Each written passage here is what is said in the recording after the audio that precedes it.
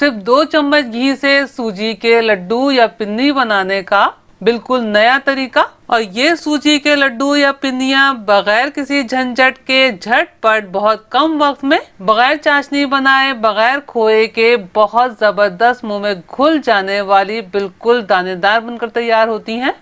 बिस्मिल्लाहिर्रहमानिर्रहीम। अस्सलाम वालेकुम फ्रेंड्स, उम्मीद है आप सब खैरियत से होंगे। अगर ये लड्डू 1 से 2 आप रोजाना खाते हैं तो आपको लातादाद फायदे मिलेंगे, आयरन, प्रोटीन, विटामिन और फाइबर वगैरह। और जिस तरीके से मैं आपको ये लड्डू बनाना बता रही हूँ इसमें खर्चा भी कम आएगा, क्योंकि इसमें हम कम से कम देसी घी का इस्तेमाल करेंगे। यहाँ मैंने बोल में 1 कप यानी कि 200 ग्राम सूजी शामिल की है और इसमें 1 टेबल स्पून से भी कम घी शामिल किया है। मैंने यहाँ देसी घी का इस्तेमाल किया है। देसी घी का इस्तेमाल करें तो ज्यादा बेहतर है। दूसरी सूरत में आप डालडा घी का भी इस्तेमाल कर सकते हैं। अब इस तरह सूजी को मसलते हुए घी को मुकम्मल तौर पर सूजी में मिक्स कर लेना है। सूजी और घी आपस में बहुत अच्छे तरीके से यकजान हो गए हैं। अब हमने क्या करना है, इसमें थोड़ा थोड़ा करते हुए रूम टेम्परेचर मिल्क शामिल करना है और सूजी में मिक्स करते चले जाना है। मैंने सूजी को गूंदने में अब तक तकरीबन आधा कप दूध का इस्तेमाल किया है और इसमें ये मैं 2 टेबल स्पून खुले दूध की मलाई शामिल कर रही हूँ। अगर आपके पास मलाई मौजूद ना हो तो कोई मसला नहीं है, आप 2-3 टेबल स्पून दूध मजीद शामिल करके सूजी में मिक्स कर लीजिएगा। हमने स्मूथ डो नहीं तैयार करनी, इसी तरह उंगलियों की मदद से दूध को सूजी में मिक्स करते हुए बिल्कुल सॉफ्ट डो तैयार करनी है। जिस तरह से आपको ये डो गीली गीली सी चिपचिपी नजर आ रही है, क्योंकि सूजी काफी हद तक दूध को एब्जॉर्ब कर लेगी। तो अब बोल को कवर कर देते हैं और तकरीबन 10 से 15 मिनट का रेस्ट देते हैं। 10 से 15 मिनट हो गए हैं और देखिए काफी हद तक सूजी ने दूध को अपने अंदर जब्स कर लिया है, जिसकी वजह से सूजी भी बहुत ज्यादा सॉफ्ट हो गई है और ये एक डो सी बनकर तैयार हो गई है। हमने क्या करना है, इस डो को तकरीबन 3 हिस्सों में डिवाइड कर देना है। 3 हिस्सों में डिवाइड कर लेने के बाद अब एक हिस्सा लेना है, चकले पर रखना है या फिर काउंटर टॉप पर रखना है और इसे हल्का हल्का कुकिंग ऑयल से ग्रीस कर लेना है, क्योंकि सूजी बहुत ज्यादा स्टिकी होती है। बस पहले इस तरह से हाथ से फैला लें। फैलाने के बाद हल्का सा बेलन की मदद से बेल लें। ये मैंने पतली सी रोटी बेल ली है। अब इसे आराम से उठाना है और गरम तवे पर डाल देना है। अब मीडियम टू लो फ्लेम पर इस रोटी को अलट पलट करते हुए सेकना है ताकि सूजी का कच्चापन खत्म हो जाए।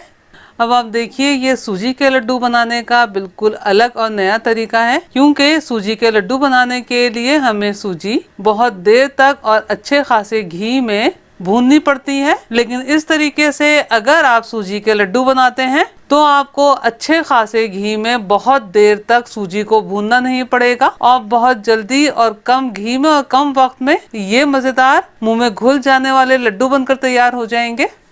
अब देखिए रोटी सिक गई है। अब इस पर थोड़ा सा घी अप्लाई करेंगे और अलट पलट करते हुए अब लो फ्लेम पर पकाएंगे। ये सूजी की रोटी बनकर तैयार है। बस इसी प्रोसेस से बाकी रोटियां भी तैयार कर लेना है। अब इन्हें रूम टेम्परेचर पर ठंडा होने देते हैं और इतनी देर में लड्डू के लिए ड्राई फ्रूट तैयार कर लेते हैं। ये मैंने 2 टेबल स्पून कटे हुए बादाम लिए हैं, 1 टेबल स्पून कटा हुआ पिस्ता लिया है, 1 टेबल स्पून कटे हुए काजू लिए हैं और ये थोड़े से मेलन सीड और पंपकिन सीड लिए हैं और थोड़ी सी किशमिश ली है। ड्राई फ्रूट आप पर डिपेंड करते हैं, आप अपनी मर्जी से कम या ज्यादा कर सकते हैं।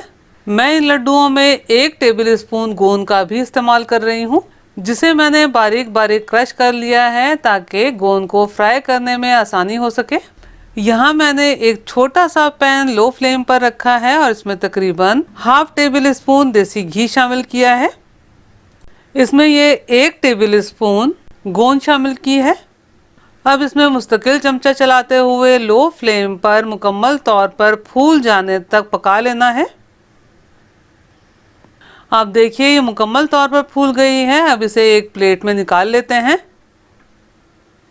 अब इसे प्लेट में फैलाकर साइड पे रख देते हैं और जो पैन में घी बचा है इसी घी में पिस्ता, बादाम, काजू शामिल किए हैं। अब लो फ्लेम पर इन्हें भी मुस्तकिल चमचे चलाते हुए भून लेना है। बादाम, पिस्ते, काजू भून जाने के बाद इसमें सीड्स और किशमिश शामिल करेंगे और फ्लेम को ऑफ कर देंगे और ऑफ फ्लेम पर मुस्तकिल चमचा चलाते हुए चंद सेकंड भून लेंगे। गोंद को क्रश कर लेना है तो इस तरह बोल या ग्लास की मदद से क्रश कर सकते हैं। यहाँ रोटियां भी मुकम्मल तौर पर ठंडी हो गई हैं। अब हमने क्या करना है, इन रोटियों को छोटे छोटे पीसेस में तोड़ लेना है। यहाँ मैंने 2 से 3 अदद छोटे साइज की रोटियां तैयार की हैं। अगर आप चाहें तो बड़े साइज की 2 रोटियां तैयार कर सकते हैं। अब हमने क्या करना है, रोटी के इन छोटे छोटे पीसेस को ग्राइंडर जार में ट्रांसफर करना है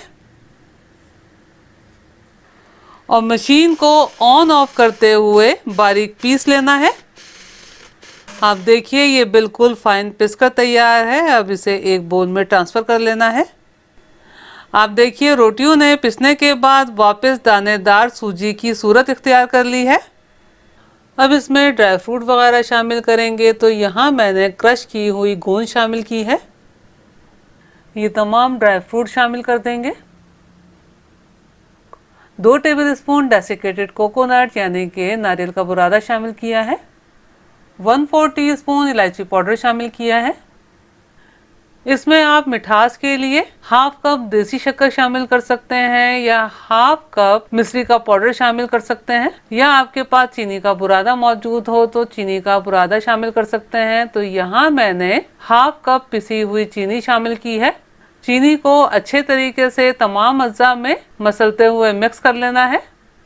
1 कप सूजी के लिए हाफ कप चीनी का पाउडर बिल्कुल सेट रहता है, लेकिन अगर आप मीठा ज़्यादा पसंद करते हैं तो 3/4 कप भी चीनी का पाउडर शामिल कर सकते हैं। अब हमने लड्डू बाइंड करने हैं। अब आपके पास यहाँ पर 2 ऑप्शन है, या तो 2 से 3 टेबलस्पून आप इसमें देसी घी शामिल कीजिए या फिर 2 से 3 टेबलस्पून रूम टेम्परेचर मिल्क शामिल कीजिए। हम कम घी में ये लड्डू तैयार कर रहे हैं तो यहाँ मैंने तकरीबन 3 टेबलस्पून रूम टेम्परेचर दूध शामिल करके इस मिक्सचर में अच्छे तरीके से मिक्स कर लिया है और ये लड्डू अच्छे तरीके से बाइंड हो रहे हैं। अब आपने जितने बड़े लड्डू बनाने हैं उसी हिसाब से आप लड्डू बना लीजिएगा। यहाँ मैं थोड़े छोटे साइज के लड्डू बना रही हूँ और इस तरह थोड़ा सा बैटर लूंगी और हाथ में टाइट करते हुए लड्डू को बाइंड कर लूंगी। अगर आप इन लड्डुओं को बाइंड करने के लिए घी का इस्तेमाल करते हैं तो सख्त सर्दी में एयर टाइट कंटेनर में स्टोर करके 10 से 15 दिन रूम टेम्परेचर पर रख सकते हैं। लेकिन जैसे ये मैंने दूध से बाइंड किए हैं तो सख्त सर्दी में 1 हफ्ता एयर टाइट कंटेनर में रख के रूम टेम्परेचर पर स्टोर कर सकते हैं। दूसरी सूरत में अगर आपने इन लड्डुओं को लंबे अरसे के लिए स्टोर करना है तो फिर फ्रिज में रखिएगा। बस सेम प्रोसेस से तमाम लड्डू तैयार कर लेंगे। आप यकीन जानिए ये लड्डू बहुत ज्यादा मजेदार बनकर तैयार होते हैं। आप रोजाना 1 से 2 लड्डू चाय के साथ खाइए, बहुत मजेदार लगते हैं। आपने मेरे तरीके से ये लड्डू जरूर ट्राई करने हैं और मुझे कमेंट्स करके बताना है कि आपको मेरी रेसिपी कैसी लगी। अगर आपको मेरा काम थोड़ा सा भी पसंद आया हो तो मेरी वीडियो को लाइक कीजिए, अपने दोस्त अहबाब में शेयर कीजिए, चैनल को सब्सक्राइब करना और बेल बटन को क्लिक करना बिल्कुल भी मत भूलिएगा। अल्लाह हम सब का दस्तरख्वान हलाल रिस्क से वसी तर फरमाए, आमीन। मुझे और मेरी फैमिली को भी अपनी दुआओं में याद रखिएगा। अपना और अपनी फैमिली का बहुत ख्याल रखिएगा। अगली रेसिपी की वीडियो तक के लिए अल्लाह हाफिज।